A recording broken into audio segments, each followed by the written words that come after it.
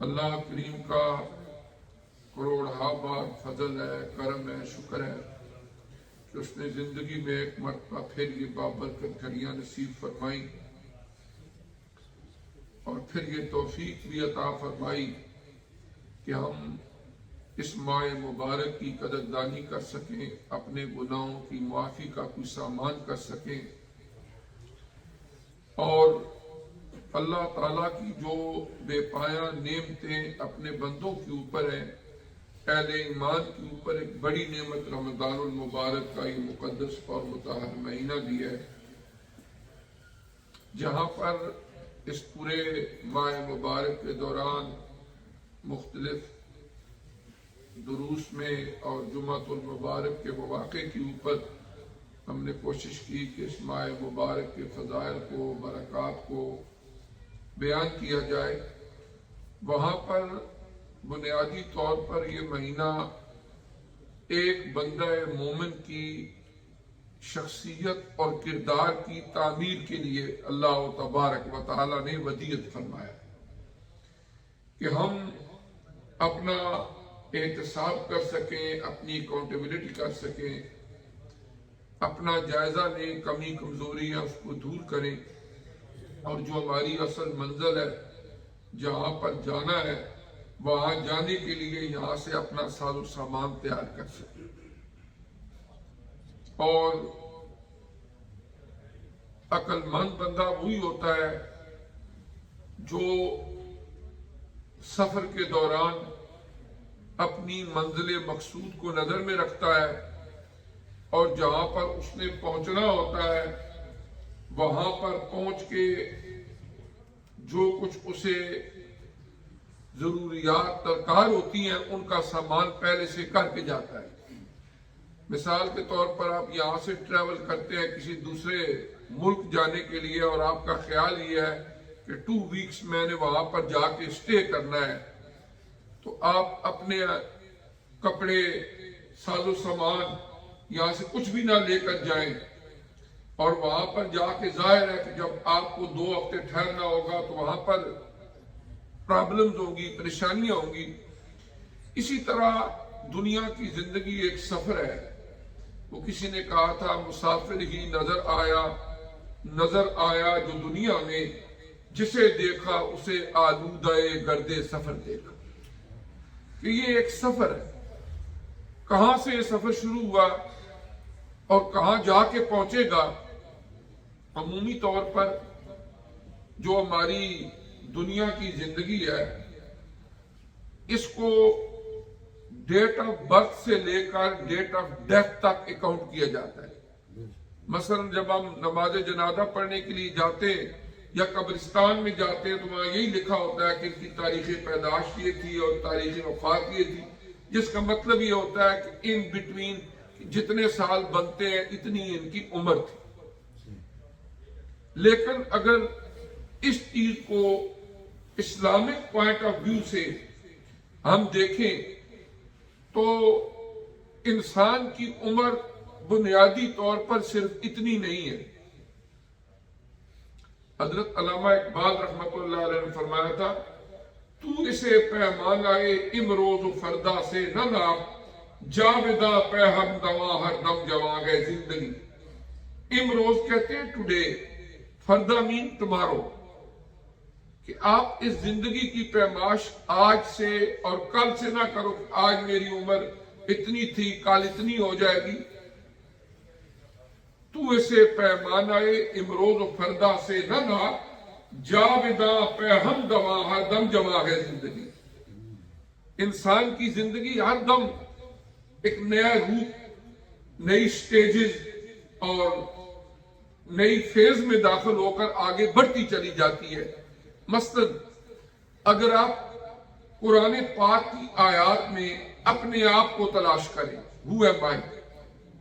قرآن پاک کی آیات میں اپنے آپ کو تلاش کریں کہ میرے اس سفر کا جو روئے داد اللہ نے قرآن میں بیان فرمائی ہے وہ کیا ہے، تو سب سے پہلے یہ جو عالم وجود ہے، میٹریلسٹک لائف ہے، ابھی یہ بھی مارز وجود میں نہیں آئی تھی اور ایک کوئی زمانہ تھا جو ہمارے وہم و گمان سے بھی بالا تر ہے، اور ہماری روحیں تھیں اور رب ذوالجلال کی ذات تھی،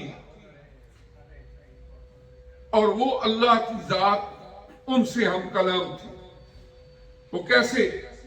قرآن فرماتا ہے کہ جب اللہ نے انسانوں کی ارواح کو عدم سے وجود بخش دیا اپنی قدرت کاملہ سے، تو پھر اللہ کی ذات ان سے مخاطب ہو کر فرمانے لگی الست بربکم، کہ اے ارواح انسانی، کیا میں تمہارا پالنہار پروردگار نہیں ہوں؟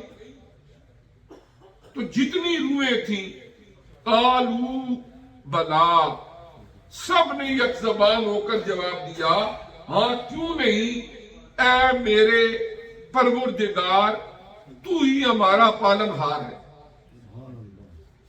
ہماری زندگی کی وہ بھی کوئی نہ کوئی حیت اور کوئی نہ کوئی کیفیت تھی کہ جب وجود نہیں تھا اور روحیں تھی۔ پھر ایک وقت آیا، اللہ تبارک و تعالی نے فرشتوں کو یہ حکم دیا کہ تم مٹی گوندو۔ انہوں نے مٹی گوندنی شروع کر دی۔ قرآن فرماتا ہے کہ اللہ کے فرشتے جو اللہ کی طرف سے انہیں حکم ہوتا ہے وہ کرنے لگ جاتے ہیں، اللہ کریم کے حکم کی تعمیل کرتے ہیں۔ جب انہوں نے وہ مٹی گاڑا گوند دیا، اللہ تعالیٰ نے سورہ الحشر 28واں پارہ، وہاں پر ارشاد فرمایا هو اللہ الذی لا الہ الا ہو الملک القدوس السلام المؤمن المہیمن العزیز الجبار المتکبر سبحان اللہ عما یشرکون هو اللہ الخالق البارئ المصور۔ اللہ کون ہے؟ هو اللہ الخالق، خالق میں پیدا کرنے والا ہے، الباری، الباری کا مطلب ہے نئے سرے سے وجود دینے والا ہے، کسی کی چیز کی کوئی ایگزسٹنس اس سے پہلے نہیں ہے، اثر نو اس کو بنانے والا ہے۔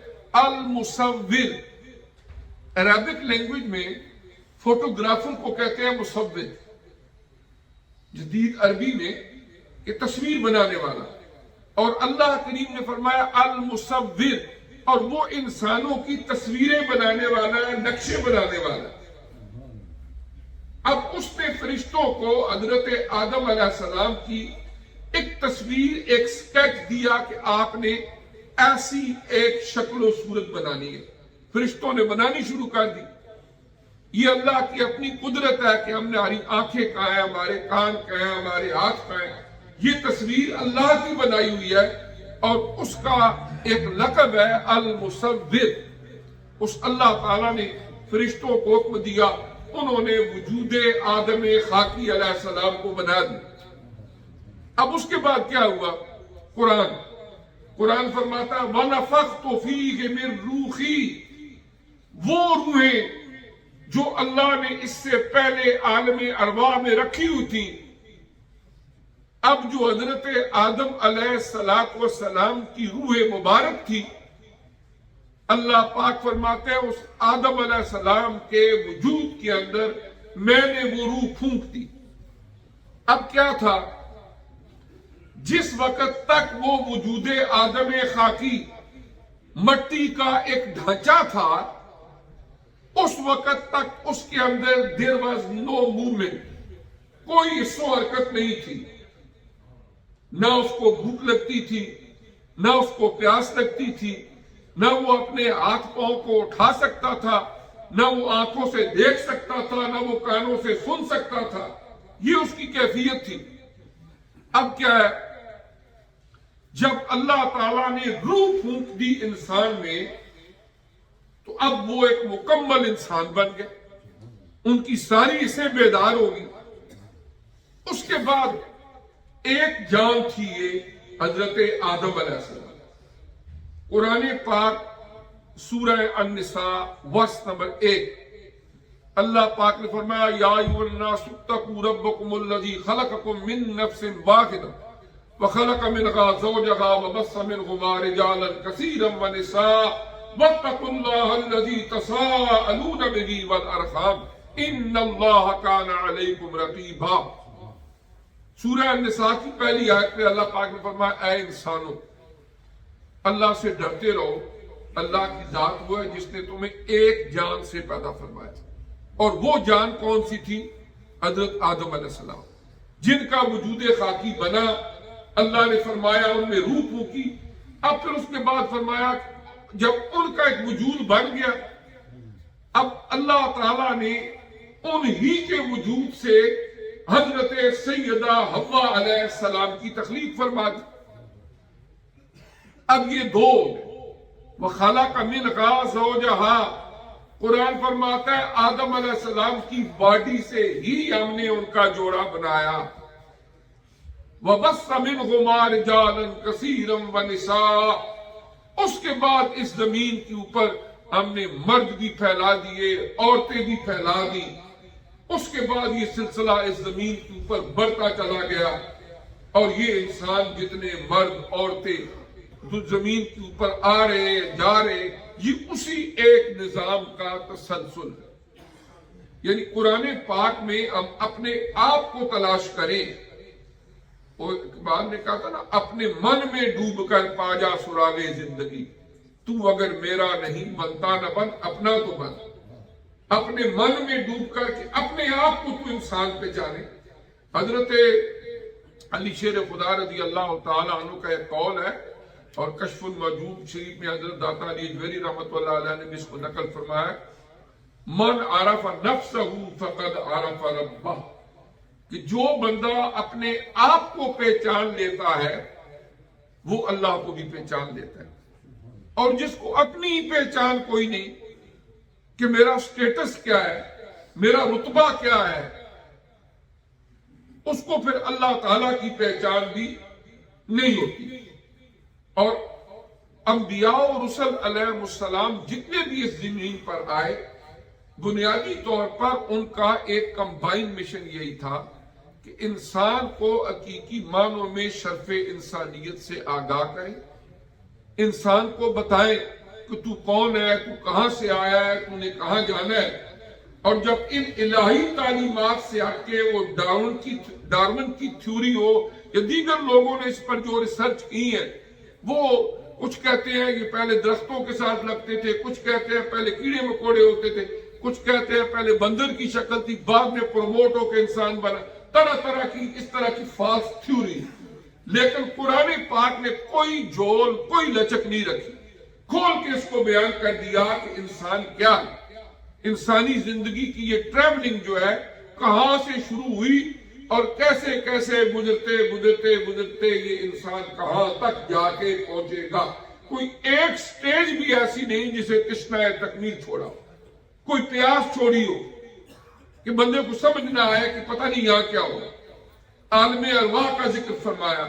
پھر عالم ارواح سے آگے اگر آپ قرآن پاک پڑھیں انسان ماں کے پیٹ کے اندر کم و بیش 9 مہینے گزارتا ہے. ہم میں سے ہر ایک اپنی ماں کے پیٹ میں وہ وقت گزار کے دنیا میں آئے. اب وہاں پر کیا ہوتا ہے اللہ تعالیٰ نے قرآن میں ان سٹیجز کو بھی ایک ایک کر کے بیان کیا. فرمایا پہلے یہ ایک پانی کا قطرہ تھا پھر جمع ہوا خون بن گیا پھر گوشت کا لوتھڑا بن گیا پھر اللہ نے ہڈیاں بنائی وہ گوشت ہڈیوں پر چڑھا دیا. اور میڈیکل سائنس بھی یہی کہتی ہے. قرآن پاک نے 15 صدیاں پہلے یہ فرما دیا تھا کہ یہ سٹیجز انسان عبور کرتا ہے. تقریباً 120 ڈیز کا یہ پروسیس ہوتا ہے 4 مہینے کم و بیش.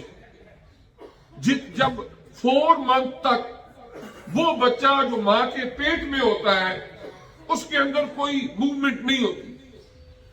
پھر اللہ تعالیٰ ایک فرشتے کو حکم دیتے ہیں کہ اس بندے کی جو روح عالم ارواح میں ہے، جاؤ اور جا کے اس کی باڈی میں پھونک دو۔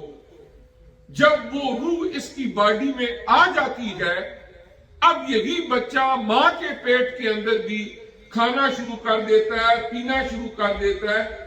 اللہ تبارک و تعالی جو اس کی ماں کو خوراک ملتی ہے، اسی میں سے اللہ تبارک و تعالی پیٹ کے اندر بھی وہ رازق ہے، اس بچے کے رزق کا اہتمام کرتا ہے۔ اسی لیے ماں کو بڑا درجہ دیا گیا، اور قرآن نے خصوصی طور پر اس سٹیج کو اسپیسیفکلی بیان کیا کہ تمہاری مائیں وہ ہیں جنہوں نے 9 ماہ تک تمہیں حمل میں اٹھایا، پھر 2 سال تک تمہیں دودھ پلایا، پھر اللہ تعالیٰ اس بچے کو جب دنیا کے اندر بھیجتے ہیں، اب اس بچے کے دانت نہیں ہیں، اس بچے کا سٹامک نہیں ہے اتنا سٹرانگ، وہ ہارڈ کو چیز کھا نہیں سکتا، اسی ماں کی چھاتیوں سے اللہ پاک دودھ کی نہریں جاری فرما دیتے ہیں۔ اور آج بھی اگر ہم ہاسپٹل میں جاتے ہیں، جو لیبر ڈپارٹمنٹ جو یہاں پر ہوتا ہے، وہاں پر پوسٹر لگے ہوئے ہیں کہ بچے کے لیے بہترین غذا جو ہے وہ مدر کی فیڈنگ ہے، اگر ماں کا دودھ نہ پلایا جائے تو جو مرضی ہے پلا لو، اس کو وہ طاقت نہیں دے سکتا۔ یعنی جو کوئی بھی اس کو چیز، کسی آپ بکری کا دودھ پلا لیں، اس کو گائے کا دودھ پلا لیں، کوئی آپ آرٹیفیشل بنا ہوا دودھ اس کو پلا دیں، بچے کی صلاحیتوں کو پروموٹ اس طرح نہیں کر سکتا جس طرح اس کی اپنی ماں کا دودھ اس کو ساری صلاحیتوں کو، ذہن کو، اعضاء کو پروموٹ کر سکتا ہے۔ یہ اس اللہ تعالیٰ نے قرآن میں ہماری پہچان ہمیں عطا فرمائی ہے کہ ہم کون ہیں۔ بندہ جب بڑا ہو جاتا ہے، کڑیل جوان ہو جاتا ہے، اس وقت سم ٹائمز وہ فرگٹ کر جاتا ہے کہ میں کون ہوں، کہاں سے آیا ہوں، وہ کون سی ہستیاں ہیں جنہوں نے مجھے یہاں تک پہنچانے میں اتنی مشکلیں، اتنی پریشانیاں، اتنی دقتیں برداشت کی۔ اور اللہ نے قرآن میں ان کو بیان کر کے ایک طرف تو ہمیں اپنی اوقات بھی بتا دی کہ وہ وقت تھا ہم بالکل کمزور تھے، پھر اللہ تبارک و تعالیٰ نے جس وقت دنیا کے اندر بھیجا، ڈاکٹر غلام جیلانی برق گزرے کیمل پور کا اٹک کے علاقے میں، بڑے مشہور وہ اسکالر گزرے، تو انہوں نے ایک کتاب لکھی، تو اس میں وہ ایک بڑی خوبصورت اس حوالے سے بات لکھتے ہیں۔ وہ کہتے ہیں کہ دیکھو جب بچہ ماں کے پیٹ میں ہوتا ہے، اس کی کل کائنات صرف چند انچز ہوتی ہے، جہاں پر وomb کے اندر، جہاں پر اس نے اپنی زندگی کی یہ سٹیج گزارنی ہوتی ہے، اس کے اعضاء بھی ہیں، اس کا سٹامک بھی ہے، وہ کھاتا پیتا بھی ہے، ایک کمپلیٹ پرسنالٹی بھی رکھتا ہے، لیکن چھوٹی سی ایک کائنات ہے جس کے اندر وہ رہ رہا ہے۔ اگر وہاں پر کسی طریقے سے اس تک یہ میسج پہنچایا جائے کہ ابھی تم نے جب زندگی کی ایک سٹیج، ایک قدم اور آگے بڑھانا ہے تو دنیا آ جائے گی جہاں بڑے بڑے پہاڑ ہوں گے، دریا ہوں گے، چاند سورج اور ستارے ہوں گے، اتنی مخلوق ہوگی، تو اس چھوٹی سی کائنات میں رہنے والا انسان کیا اس حقیقت کو عقل کی بنیاد پر مان سکتا ہے؟ نو، وہ کیسے مانے گا؟ وہ کہے گا نہیں، کائنات تو یہی ہے جو مجھے نظر آ رہی ہے۔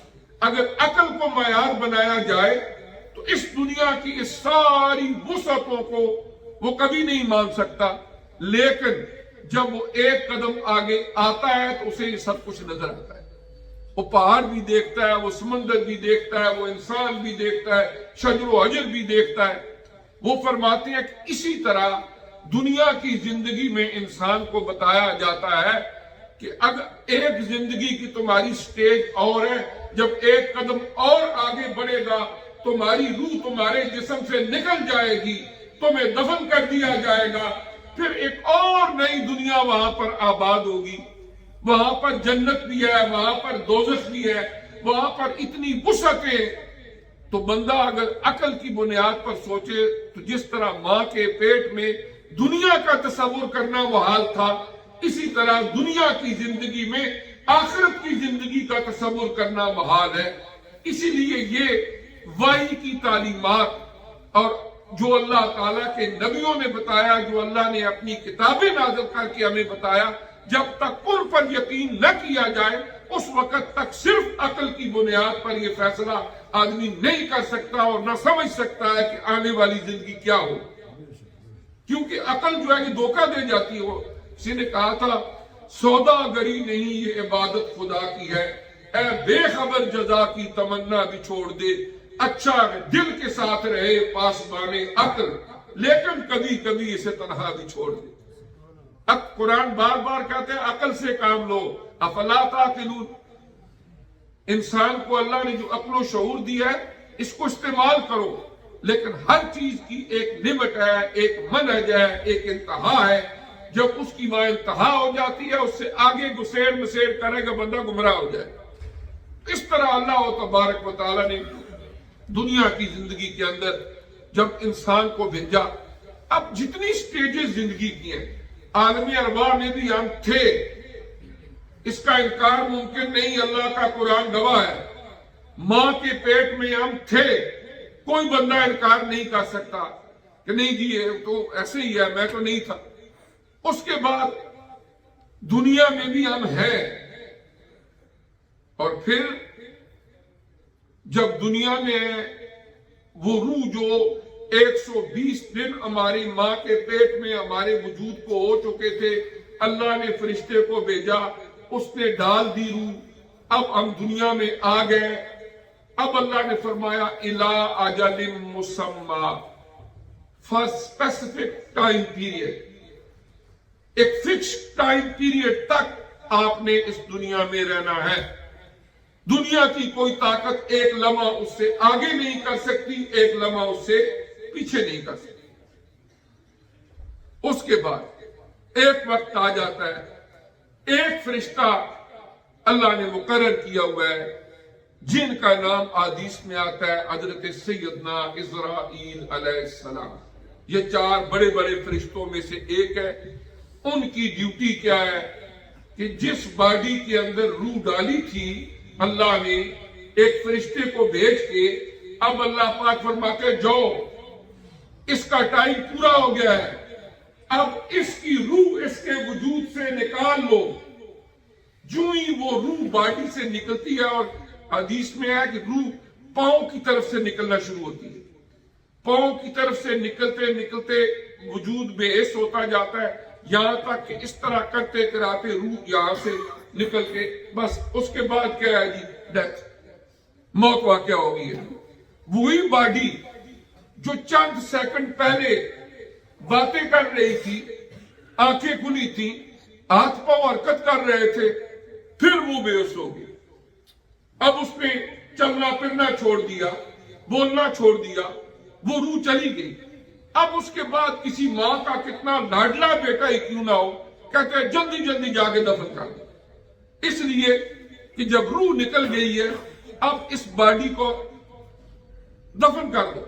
اب اس کے بعد جب دفن کر دیا جاتا ہے پھر برزخی زندگی شروع ہو جاتی ہے، اگلی سٹیجز جو ہے وہ شروع ہو جاتی ہیں، اور پھر جتنی یہ زندگی کی سٹیجز آئیں، عالم ارواح، ماں کا پیٹ، دنیا کی زندگی، قبر میں جانے کے بعد کے آواز آگے تک، اب ان میں سے جو important part of our life ہے وہ کون سا ہے؟ یہ کیوں یہ اہم ہے؟ اس لیے کسی قرآن کی آیت میں، کسی حدیث میں نہیں آتا کہ جب قبر میں جاؤ گے تو تم سے پوچھا جائے گا کہ عالم ارواح میں تم نے کیا کیا تھا۔ کسی قرآن کی آیت میں، کسی آقا علیہ السلام کی حدیث میں نہیں ہے کہ وہاں پوچھا جائے گا کہ 9 مہینے تم نے ماں کے پیٹ میں گزارے تھے، وہاں یہ نیک عمل کیا تھا کہ نہیں کیا تھا۔ اس وقت تو بندہ مکلف ہی نہیں تھا۔ جو پوچھا جائے گا، جتنے کوسچنز ہیں، جتنی پرسش ہے، وہاں پر رسپانسبلٹی ہے، جس کا ہم نے جواب دینا ہے، اس کا تعلق صرف دنیا کی زندگی سے ہے، اور دنیا کی زندگی کا گزارنا ہی آخرت کی ناکامی یا کامیابی کا معیار ہے۔ یہ جو دنیا کی زندگی ہے، اب ہم آتے ہیں اس سارے پریمبل کے بعد اپنے اصل مقصد کی طرف کہ اللہ تبارک و تعالی نے ہمیں اس دنیا کی زندگی کو بہتر گزار کے تقوی للہیت کے اوصاف پیدا کر کے اللہ کی بارگاہ میں حاضر ہونے کے لیے انبیاء اور رسل کے ذریعے کتابوں اور صحیفوں کے ذریعے تلقین کی، تاکہ تم وہاں جا کے بھی رسوا نہ ہو، ذلیل نہ ہو، وہاں پر جا کے بھی تم خائب و خاسر نہ ہو۔ اور رمضان شریف کا یہ پورا کا پورا مہینہ ہمیں اسی مقصد تخلیق سے آگاہ کرنے کے لیے تھا۔ یہ جو پورا رمضان کا مہینہ گزرا ہے، یہ اسی مقصد کے لیے تھا کہ اللہ تبارک و تعالیٰ نے ہمیں یہ موقع دیا کہ ہم اپنے اصلاح کر سکیں اور اپنے آپ کو آخرت کے اس سوال و جواب کے معیار کے لیے تیار کر سکیں۔ سابقہ زندگی میں بے شمار انسان سے کمی کوتاہی لغزش ہوتی ہے، انسان کمزور ہے، لیکن اللہ نے مڈل والا پورا عشرہ مغفرت کا رکھ دیا۔ جو میں نے اپنی مغفرت کے دروازے کھول دیے ہیں، تم آؤ میری بارگاہ میں التجائے کرو۔ جو کچھ سابقہ زندگی میں جانے انجانے میں جو تمہیں یاد رہا، جو تم بھول گئے ہو، جو تم نے ظاہراً کیا ہے، جو تم نے چھپ کے کیا ہے، جو میں تمہارے گناہ معاف کرتا ہوں۔ پھر آخری عشرہ وآخرہ عتق من النار، آگ سے آزادی کا عشرہ، کہ جو جن کے کرتوتوں کی وجہ سے، کاموں کی وجہ سے جہنم میں جانا تھا، آؤ مجھ سے معافیاں مانگ لو، میں تمہیں اس جہنم کی آگ سے آزاد کر دوں۔ تو یہ پورا کا پورا رمضان المبارک کا مہینہ جو ہے، یہ اللہ تبارک و تعالیٰ کے بڑے بڑے جو ہمارے اوپر احسانات ہیں ان میں سے ایک ہے۔ اور اللہ تبارک و تعالیٰ نے ہمیں یہ موقع دیا کہ ہم اپنی اصلاح کر کے اپنے آپ کو وہ بندہ بنا کے کہ جس کو قرآن کہے عباد الرحمن، کہ یہ رحمان کے بندے ہیں۔ اور وہ بندہ کہ جب انسان نے دفن ہو کے قبر میں جانا ہے تو سب سے پہلے جس شخصیت کا دیدار ہونا ہے وہ آقا نامدار صلی اللہ علیہ وسلم ہے۔ کل وہاں پر جائیں تو کہیں ایسا نہ ہو کہ ہمارے کرتوتوں کی وجہ سے ہمارے پیارے آقا ہم سے رخ اقدس پھیر لیں۔ اپنے آپ کو اس قابل بنانا کہ ہم وہاں پر پیشگی کے وقت بھی خوش ہوں۔ اور اسی لیے جو آدمی دنیا کی زندگی سے جا رہا ہوتا ہے، حدیث میں ہے کہ آخری وقت میں اس کو کچھ مناظر دکھائے جاتے ہیں، نیک لوگوں کو جنت کے مناظر دکھائے جاتے ہیں، ان کے چہرے پہ مسکراہٹ آ جاتی ہے، اور گناہگاروں کو یا بدکاروں کو یا کفر کرنے والوں کو دوسرے مناظر دکھائے جاتے ہیں، وہ تھوڑے ڈراؤنے ہوتے ہیں اور ان کے چہرے کے اوپر فوراً کیفیت بدل جاتی ہے۔ وہ فارسی کلام نے کہا تھا کہ نشان مرد مومن بات گویم چو مر گاید تبسم بر لب اوس، کہ بندہ مومن کی نشانیوں میں سے ایک یہ ہے کہ موت آئے تو اس کے چہرے پر مسکراہٹ ہوتی ہے۔ اللہ کی بارگاہ میں یہی التجا ہے کہ رمضان شریف کے اس بابرکت مہینے کے اندر جو اس نے ہمیں کوئی نیکی کرنے کی توفیق دی، اسے اپنی بارگاہ کے اندر شرف قبولیت بھی عطا فرمائے، ہمارے گناہوں کو معاف فرمائے، ہمارے جتنے بھی اعزاء اور قارب جن کے لیے ہم دعائیں مانگتے رہے، اللہ ہماری ان ساری دعاؤں کو ان کے حق میں قبول فرمائے۔